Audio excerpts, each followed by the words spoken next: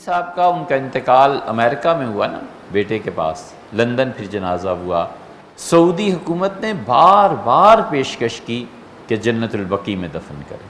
سفیر گئے جنازے میں، انہوں نے کہا جنت البقیع، شاہ نے کہا۔ اللہ جانے جماعت اسلامی والوں کو کیا سوجی، لاہور میں ان کے گھر میں دفن۔ بسم اللہ الرحمن الرحیم۔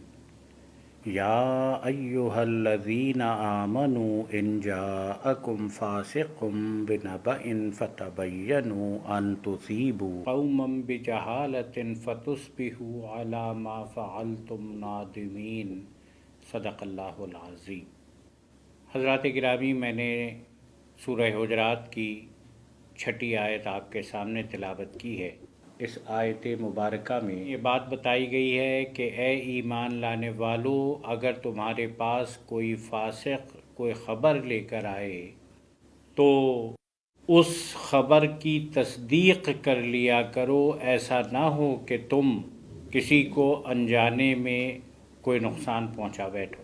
2 دن پہلے مفتی سعید صاحب کی ایک ویڈیو دیکھنے کا اتفاق ہوا، جس پہ انہوں نے مولانا سید ابوالعلا مودودی رحمۃ اللہ علیہ کے حوالے سے یہ بات کہی کہ مولانا محترم کے انتقال کے بعد سعودی شاہ نے یہ پیشکش کی کہ جنت البقیع میں مولانا کی تدفین کر دی۔ ہم مفتی سعید صاحب کا احترام کرتے ہیں، لیکن یہ بات ان سے پوچھنے کا حق رکھتے ہیں کہ جو ان کی ویڈیو کے ذریعے ہمیں پتہ چلا ہے، یہ جماعت اسلامی کے لیے ایک خبر ہے۔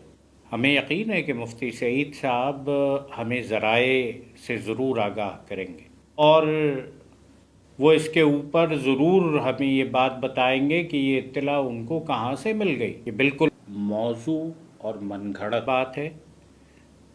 یہ ٹھیک ہے کہ مولانا سید ابوالعلا مودودی رحمۃ اللہ علیہ کا انتقال امریکہ کے اسپتال میں ہوا تھا۔ ان کی نماز جنازہ امریکہ میں بھی ہوئی تھی، یورپ میں بھی ہوئی تھی، اور ایشیا میں بھی ہوئی تھی۔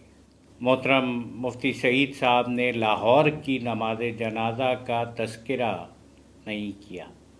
خلافت و ملوکیت تاریخی حوالوں سے مولانا کی تصنیف ہے، ایک مارکۃ الآراء کتاب ہے۔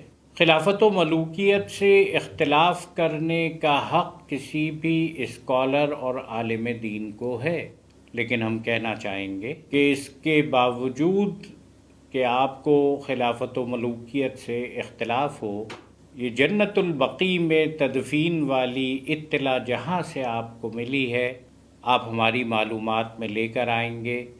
احترام کا یہ سلسلہ آج بھی موجود ہے اور انشاءاللہ موجود رہے گا۔ ہم آپ کے جواب کے منتظر ہیں۔